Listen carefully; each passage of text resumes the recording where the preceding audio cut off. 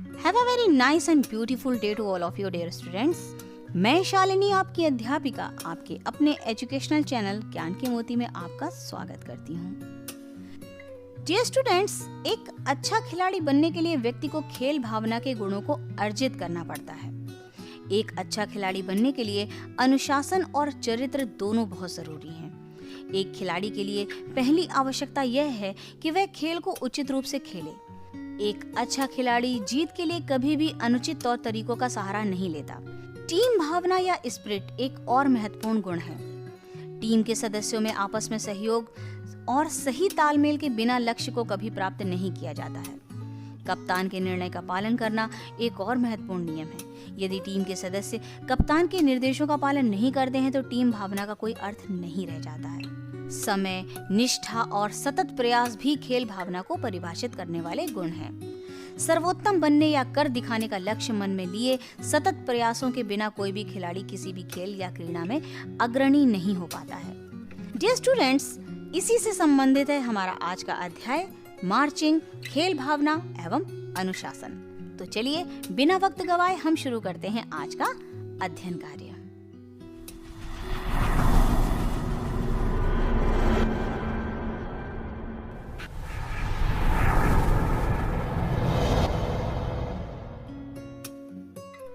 Dear students, आपने कभी सेना के जवानों, पुलिस के जवानों को कदम ताल करते देखा है?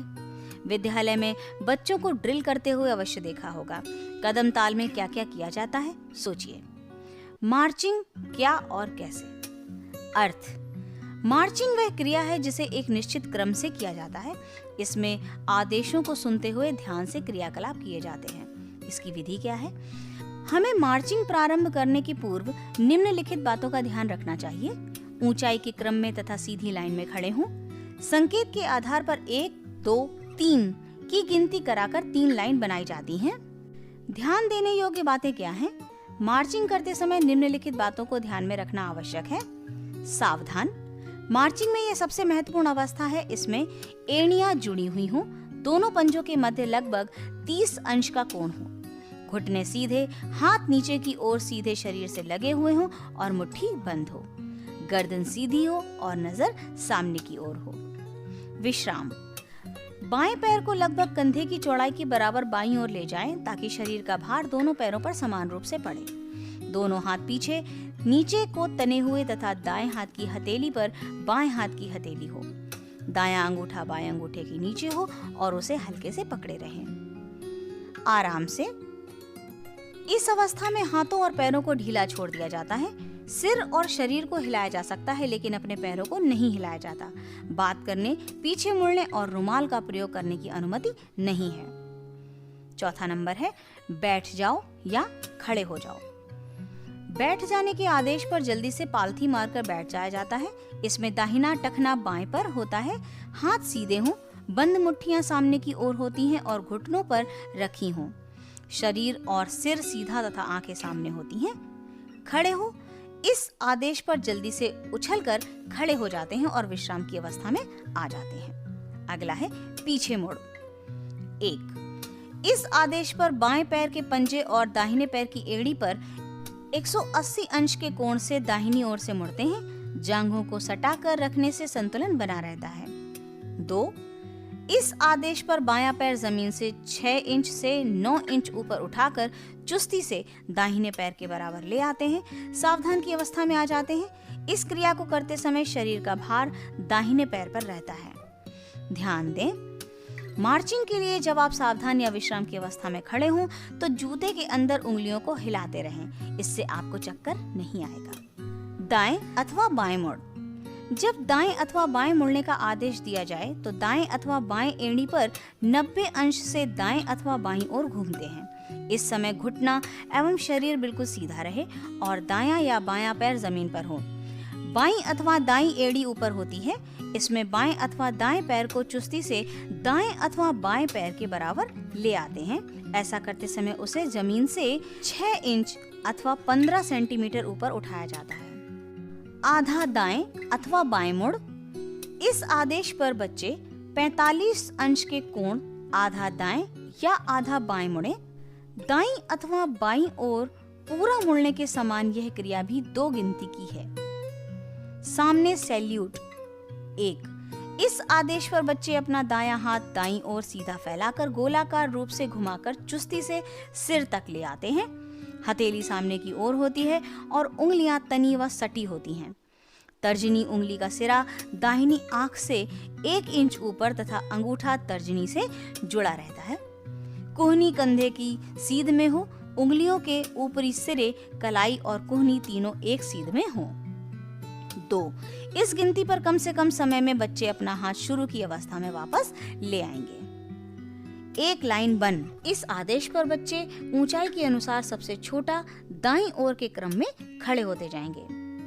गिनती कर। इस आदेश पर दाहिनी ओर से बच्चे 1, 2, 3, 4 आदि क्रम से गिनती बोलना शुरू कर देते हैं। 2 या 3 लाइन बन। इस आदेश पर बच्चे 2 या 3 लाइन बनाते हैं। पहली लाइन दाहिने बच्चे की सीध में होगी, दूसरी और तीसरी लाइन दाहिने बच्चे के पीछे होगी। पहली लाइन दूसरी लाइन से 1 हाथ की दूरी पर होगी। सज जा। इस आदेश पर पीछे की लाइन के बच्चे अपना दाहिना हाथ कंधे की सीध में ऊपर उठाएंगे और सामने वाले बच्चे के ठीक पीछे हो जाएंगे और हाथ नीचे का आदेश पाने पर सावधान की स्थिति में आ जाएंगे। इन बिंदुओं को दृष्टिगत रखते हुए अब हम जानते हैं कि मार्चिंग का महत्व क्या है। मार्चिंग से अनुशासन में रहने की शिक्षा मिलती है। मार्चिंग से लोग चुस्त और फुर्तीले रहते हैं। इससे टीम भावना से काम करने की भावना जागृत होती है। हमारा राष्ट्र ध्वज। आपने अपने विद्यालय में 15 अगस्त एवं 26 जनवरी आदि राष्ट्रीय पर्वों पर तिरंगा ध्वज फहराते हुए देखा होगा। यही हमारा राष्ट्र ध्वज है। आप भारत देश के नागरिक हैं। प्रत्येक देश की अपनी एक पहचान होती है। यही पहचान एक देश के नागरिकों को दूसरे देश के नागरिकों से अलग करती है। किसी भी देश या राष्ट्र की पहचान के लिए राष्ट्रीय प्रतीक होते हैं। डियर स्टूडेंट्स, राष्ट्रीय प्रतीकों के विषय में मैंने एक विशेष वीडियो बनाया है जिसका लिंक मैं डिस्क्रिप्शन बॉक्स में डाल दूंगी, आप उसे देख सकते हैं। राष्ट्र ध्वज भी हमारे राष्ट्रीय प्रतीकों में से एक है। भारतीय ध्वज संहिता 2002 के अनुसार आम नागरिक भी राष्ट्र ध्वज का प्रदर्शन नियमानुसार कर सकता है। आपने ओलंपिक के मैदान में कई देशों के झंडों को लहराते हुए देखा होगा। किसी भी राष्ट्र का ध्वज उस देश के इतिहास, पहचान, संस्कृति, परंपरा एवं विशेषताओं का प्रतीक होता है। इसमें उस राष्ट्र के प्रति प्रेम एवं सेवा का भाव सम्मिलित होता है। प्रत्येक वर्ष राष्ट्रीय पर्वों पर राष्ट्रीय ध्वज सरकारी भवनों, विद्यालयों एवं अन्य विशिष्ट संस्थाओं में फहराया जाता है।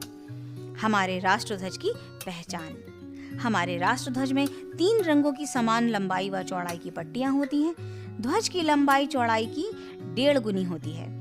अतः राष्ट्र ध्वज की लंबाई एवं चौड़ाई में 3 और 2 का अनुपात होता है। राष्ट्र ध्वज में क्रम से 3 रंग होते हैं। सबसे ऊपर केसरिया, बीच में सफेद एवं सबसे नीचे हरा रंग होता है।